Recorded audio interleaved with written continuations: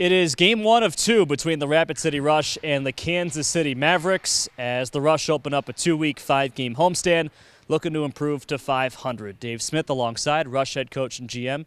First off, happy birthday. Thank you. Do you recall the last time you coached on your birthday? I do not. There's been maybe a lot of opportunities because there's a lot of years, but I don't remember. First time since 2015, you were with Canisius, facing your old school, Mercyhurst. I will not name the final score of that game, but it's been 10 years since you coached on your birthday. Any special stuff going on besides the game? My wife Susan brought home nothing but cakes last night, so that was a nice treat. So right now, that's a lot of well wishes, which I appreciate. All right, the Rush coming off a 3-point series in Indy. You've found a way to get at least one win in every series so far, looking to possibly get two and a sweep here this weekend. Starting with that Saturday game, a huge bounce back from Friday. It would have been a long week had this team not done what they did on Saturday. How did they bounce back and come back with a huge third period to take 3 points in that series? Well, I thought we played really well the whole game, and the guys did what our keys are: played hard, play fast, and play in the O-zone. But we got behind early in the third period and just stuck with the game plan. Really, just stick with it. And then Wags makes a great play for a goal, and Chiser gets a greasy goal around the net, and all of a sudden you get a win, right? But you had to do whatever. Those goals take 10 seconds each, maybe, by the time they develop and go in the net. So the other 59 minutes and 40 seconds, you had to be good, strong, hard hockey, and I thought we did that. How do you attack the opposing team when they're not allowing much? They were shot suppressing in all 3 games of that series. How do you break through and finally crack open that defense for, as you said, a couple of quick plays? It's one of the things that the guys and us talked about was just getting that second guy closer for support on offense because they defend very hard and very well together, and then capitalize on your shot opportunities. I thought early in the weekend, last weekend, we passed up some good shots that we did not pass up on Saturday night. Those are 2 guys in Wagner and Chizowski who you've talked about all season, 2 of your top 3 or 4 scorers. How much do you rely on those guys when your team is not scoring as much as you'd want to come through with a big play like that?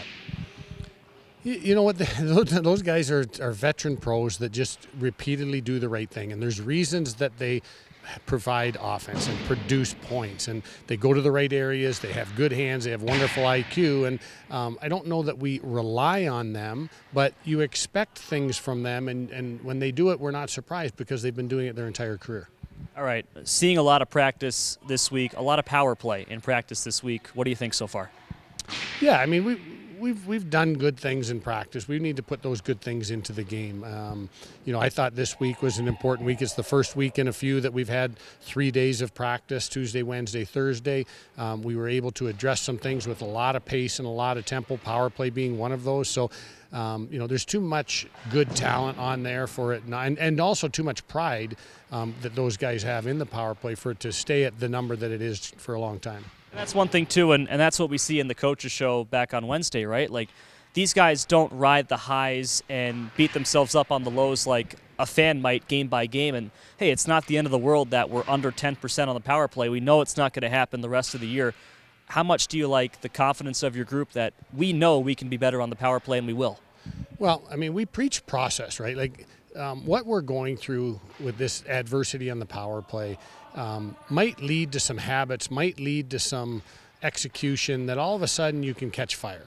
It's not like we've ignored it and said, hey, power play's not going well, let's just stay away from it. So can we learn the lessons to sustain success and then be able to make adjustments when other teams get on to what we're doing? And we have full confidence that our guys have the ability and will score. Just we've got to start getting some of those results. I feel like one thing that fans saw and heard too was these guys like where they're at, but they're not happy. They know they can be better. What do you see there? Our guys want to win every game. We really, you feel it in the locker room. They want to win every game. They're bringing energy and effort forward every game, and sometimes the execution isn't there, which will happen. But I think we've been in every game. We've battled hard, and we just have to do a little bit more, and we've been doing that. Do a little bit more on a consistent basis. That was one of a couple, team building things we could do this week. That you saw the full Ryan Wagner, Blake Bennett chemistry on display at the coaches show. Maybe a little bit too much. Also, Crazy Horse on Tuesday was a big one for you guys with the long week of practice.